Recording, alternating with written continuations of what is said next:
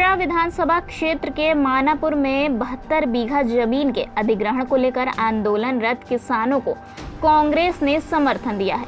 कांग्रेस के प्रदेश अध्यक्ष अजय राय ने शुक्रवार को किसानों से मुलाकात कर उनके पक्ष में संसद से सड़क तक की लड़ाई लड़ने का आश्वासन दिया है। इस दौरान कांग्रेस नेताओं ने सिटी मजिस्ट्रेट को ज्ञापन सौंपकर कार्रवाई को तत्काल रोकने की मांग की।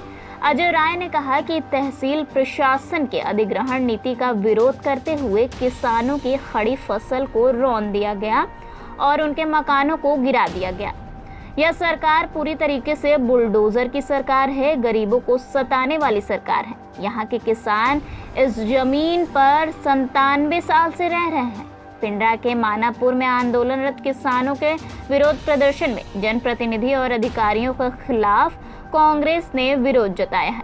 महीनों से धरने पर बैठे किसानों के समर्थन में कांग्रेस जिलाध्यक्ष राजेश्वर पटेल कार्यकर्ताओं के साथ शुक्रवार को कलेक्ट्रेट पहुंचे। उन्होंने सरकार के खिलाफ नारेबाजी करते हुए अधिकारियों को कॉरपोरेट घरानों और भाजपा का रिमोट बताया। कहा कि प्रशासन को अपना फैसला वापस लेना होगा। इस भूमि का मामला न्यायालय में लंबित है और हम एसडीएम के खिलाफ कंटेम्प्ट ऑफ कोर्ट करेंगे। कांग्रेस नेताओं ने कहा कि किसानों के रोजी रोटी का एकमात्र साधन खेती था, उसे भी नष्ट कर दिया गया।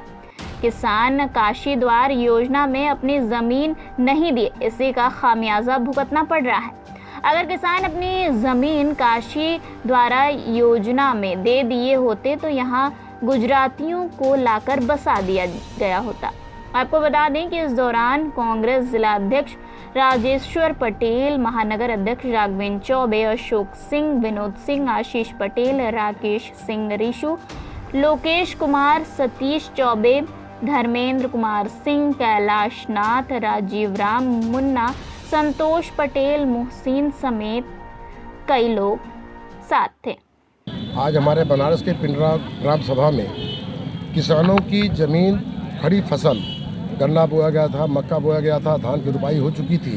प्रशासन ने बिना कोई सूचना दिए उनकी ज़मीन को ध्वस्त कर दिया, जबकि किसान सैकड़ों साल से उस ज़मीन पर काबिज है और अब कहते हैं कि वो ज़मीन वन विभाग की है। यदि और जिसमें कि चकबंदी के दौरान ज़मीनों का एक मालियत अगर किसानों को वहाँ पर ज़मीन अलाट किया गया, अर्थात चक काटा गया और उस पर किसान अपना ज़मीन की जुताई बुआई कर रहे हैं और कुछ निर्माण भी कराए थे। अब वो कहते हैं कि ये ज़मीन वन विभाग की है और उसको हमारे वहाँ के स्थानीय किसानों ने जाकर न्यायालय में अपील की और उसकी मुकदमा चल रही है और 8 तारीख को उसकी तारीख है।